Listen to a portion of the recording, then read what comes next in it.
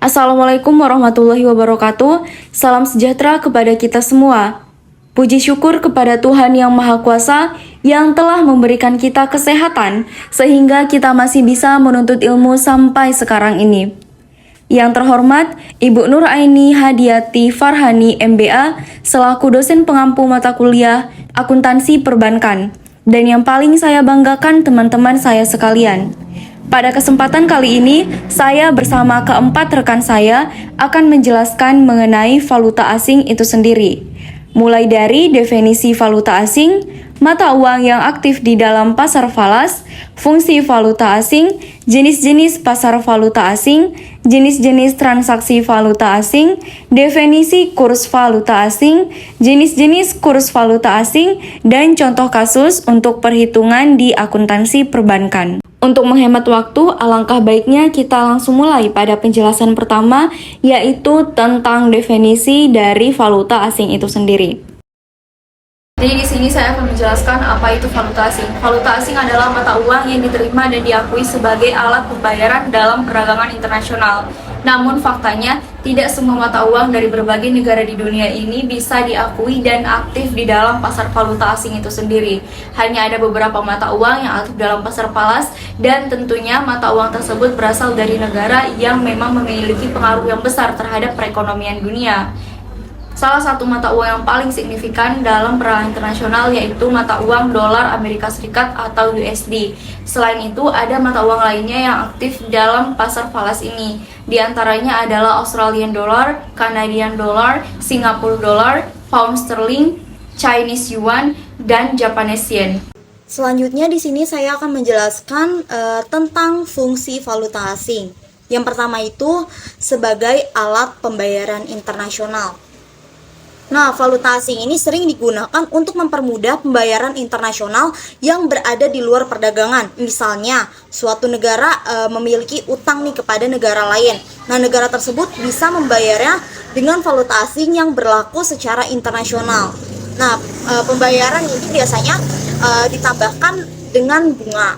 Yang kedua itu sebagai pembanding nilai kurs mata uang. Untuk mengetahui nilai kurs dari suatu mata uang, biasanya akan dipakai mata uang lain yang menjadi patokan. Nah, ini juga yang membuat valuta asing ini mengendalikan nilai kurs. Mata uang yang biasanya menjadi patokan naik atau turunnya nilai suatu mata uang itu adalah dolar Amerika Serikat. Nah, yang ketiga sebagai alat tukar ekspor dan impor. Nah, valuta asing juga biasanya digunakan sebagai alat tukar pada proses ekspor dan impor. Nah, yang dikenal itu, biasanya itu dikenal sebagai tukar menukar barang dan jasa. Yang keempat, memperlancar proses dagang internasional.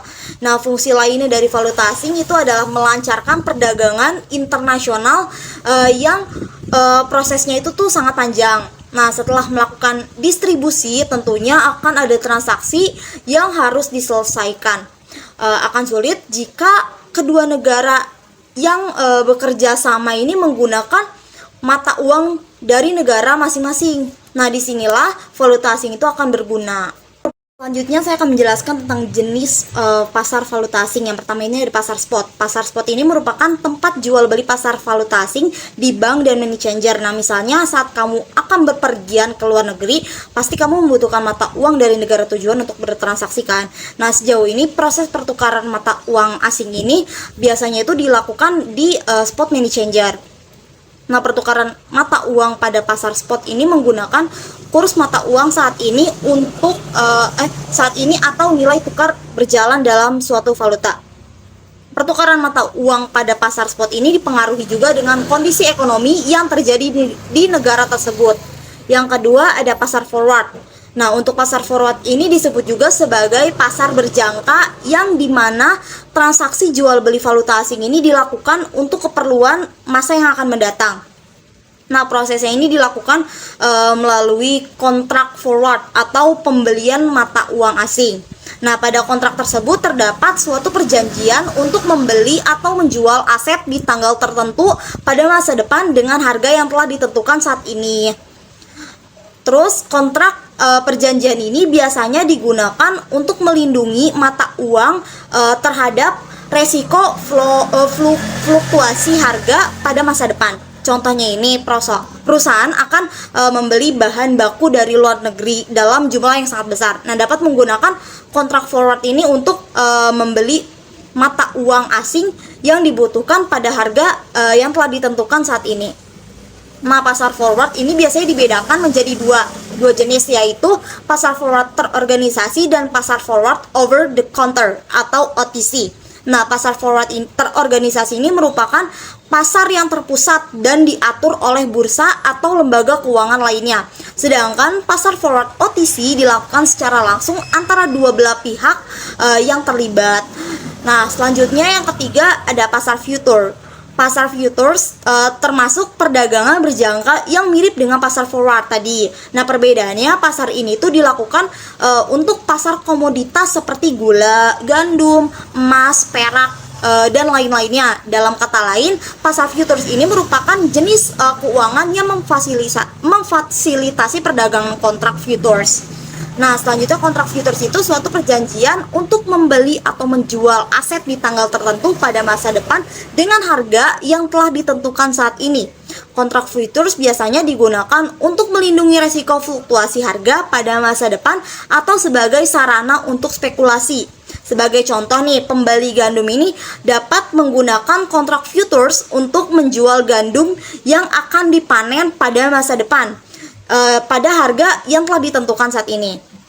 Nah, dalam hal ini, pembeli tersebut dapat meminimalkan resiko terhadap fluktuasi harga gandum pada masa depan.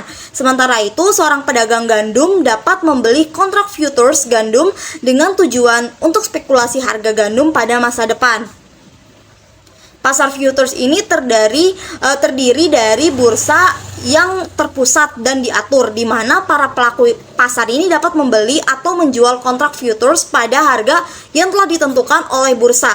Harga kontrak futures ini dihitung berdasarkan harga spot atau harga saat ini, ditambah dengan biaya penyimpanan dan kemungkinan kerugian lainnya yang mungkin terjadi pada masa depan. Yang keempat ada pasar swap. Nah, transaksi swap ini merupakan kontrak gabungan antara transaksi spot dan forward yang dilakukan pada tanggal transaksi yang sama, tetapi dengan tanggal jatuh tempo yang berbeda. Nah, tujuan adanya pasar swap ini untuk menghindari kerugian akibat fluktuasi nilai tukar uang. Nah, pasar swap ini tidak terpusat, artinya bisa dilakukan secara langsung antara dua belah pihak yang terlibat. Nah, pasar swap ini bisa dikatakan sebagai sumber utama likuiditas bagi perusahaan dan investor yang ingin melindungi nilai tukar. Nah, perlindungan ini dilakukan terutama untuk meminimalisir resiko fluktuasi suku bunga atau harga komoditas pada masa depan. Yang kelima, yang terakhir, ada pasar opsi. Nah, pada pasar opsi ini, kamu akan difasilitasi untuk melakukan perdagangan kontrak opsi. Nah, untuk kontraknya sendiri, memuat sebuah perjanjian yang memberikan hak, bukan kewajiban, kepada pemegang opsi untuk membeli atau menjual aset pada tanggal yang telah ditentukan. Nah, sebagai contohnya, kamu ini misalnya kamu membeli opsi untuk 30.000 US dollar pada 14.690 pada tanggal 22 Desember 2022. Nah, pada tanggal tersebut kamu memiliki pilihan menjalankan opsi tersebut atau memilih kesempatan lain. Nah, pemegang opsi itu nantinya akan membayar premi kepada penjual opsi sebagai imbalan atas hak tersebut. Baik, di sini saya akan menjelaskan jenis-jenis transaksi valuta asing atau foreign exchange atau forex yang merujuk pada pembelian, penjualan, atau pertukaran mata uang asing. Ada beberapa jenis transaksi valuta asing yang umum dilakukan, yaitu yang pertama adalah spot transaction.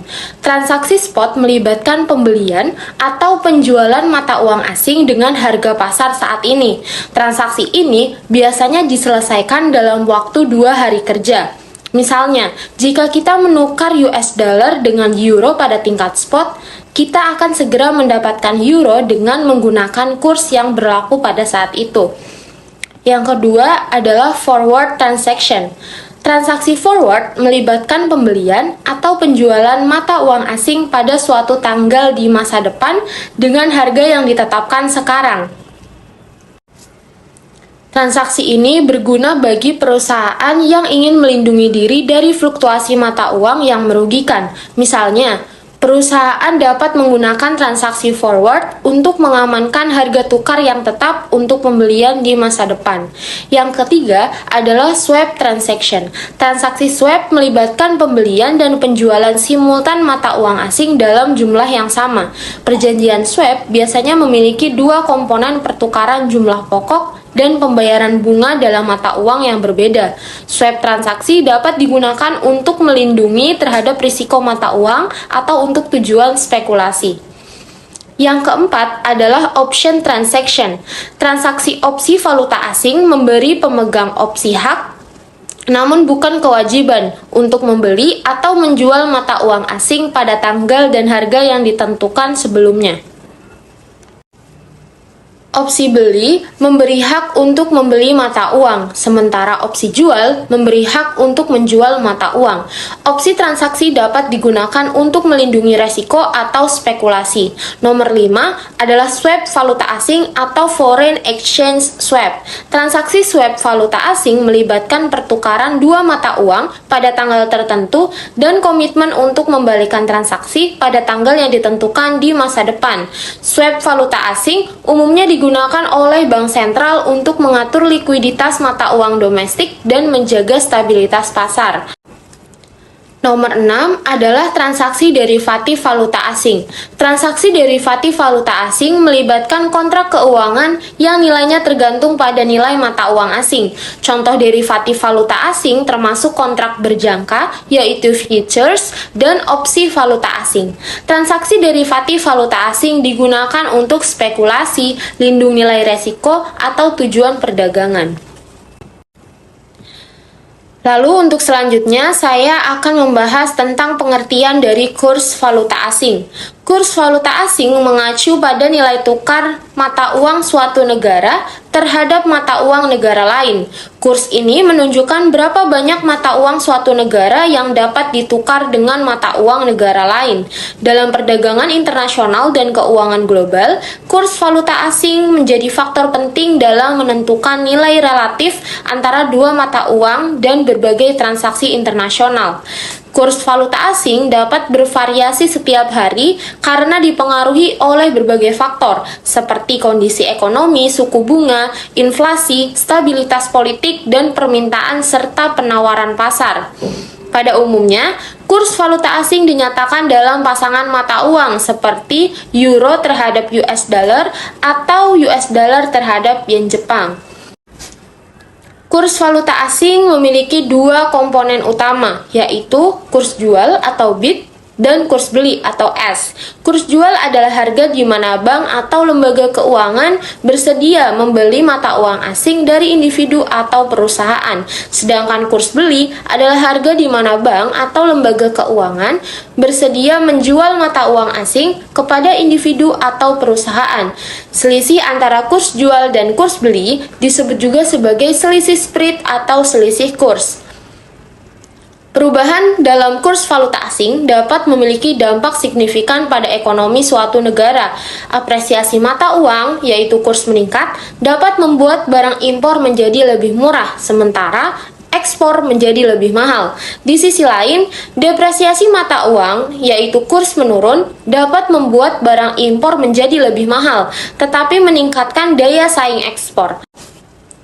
Perubahan dalam kurs valuta asing juga dapat mempengaruhi arus modal, investasi asing, dan stabilitas keuangan suatu negara. Nah, pada slide ini saya akan menjelaskan adanya 3 jenis daripada kurs valuta asing, yaitu yang pertama adalah kurs jual, di mana kurs jual ini adalah harga mata valuta asing yang diberikan atau ditentukan oleh bank ataupun money changer kepada seseorang yang ingin menjual valuta asing atau menukarkan valuta asing dengan rupiah. Lalu yang kedua ini adalah kurs beli. Kurs beli adalah harga mata valuta asing yang diberikan atau ditentukan oleh bank atau money changer kepada seseorang yang ingin membeli valuta asing. atau menukarkan valuta asing dengan rupiah. Dan yang terakhir adalah kurs tengah. Kurs tengah ini adalah kurs yang diberikan bank atau money changer antara kurs beli dan kurs jual ditambah kemudian dibagi dua ataupun bisa kita sebut dengan rata-rata daripada kurs jual dan juga kurs beli. Baik, di sini saya akan menjelaskan contoh soal tentang transaksi falas, di mana Jimmy memperoleh dividen dari sejumlah saham yang ia miliki di luar negeri itu sejumlah American dollar 12.000. Ia ingin membelikan anak kembarnya notebook masing-masing senilai 975 Singapura dolar. Nah, selain itu ia juga ingin mengajak si istrinya ke Ruskan dan tur per orangnya dikenakan 4.000 US dollar dan biaya fiskalnya itu 2.500.000. Berapa euro sih yang harus diambil Jimmy dari tabungannya? Nah, di samping ini juga tersedia nih tabelnya di mana ada jumlah mata uangnya, nilai kursnya berapa dan kurs belinya berapa. Selanjutnya di sini kita akan menjawab dari contoh soal yang tadi. Di mana tadi kan si Jimmy ini mempunyai 12.000 American dollar. Nah, ini 12.000 ini dikali 7.220 dari kurs beli sehingga hasilnya 8.640. Lalu ia yang membutuhkan di mana tadi kan Singapura dolar 175 dikali 2, maka hasilnya 1950 dikali 8.000. Kenapa 8.000? Karena terjadinya kurs beli, di mana si bank ini menerima uang asing dari si Jimmy, sehingga hasilnya 15.600. Dan selanjutnya itu ada USD 4.000 dikali 2, maka hasilnya 8.000 dan dikali 12.100. Kenapa 12.100? Diambil dari kurs jual, sebab si bank ini memberikan si uang asing terhadap Jimmy, maka hasilnya 96.800.000. Nah, tadi kan ada biaya fiskal di keterangan, di mana biaya fiskal ini 2.500.000. 2.500.000 itu dikali 2. Kenapa dikali 2? Karena terjadinya 2 transaksi, maka hasilnya 5 juta. Berapa sih total jumlah yang dibutuhkan oleh Jimmy? Maka kita jumlahkan nih dari 15.600, 96.800, dan 5 juta, maka hasilnya 117.400. Nah, 117.400 ini dikurangkan dari si dividen yang dimiliki si Jimmy tadi, di mana jumlah dividennya itu 86.640.000. Nah, hasilnya itu 30.760. Nah, pertanyaannya tadi berapa euro sih yang harus diambil si Jimmy? Nah, 30.760 ini dibagi 14.660. Sehingga diperoleh hasilnya 2098,22, kemudian kita bulatkan menjadi 2099 euro. Sekian presentasi dari kami. Terima kasih atas waktu dan atensinya. Wassalamualaikum warahmatullahi wabarakatuh.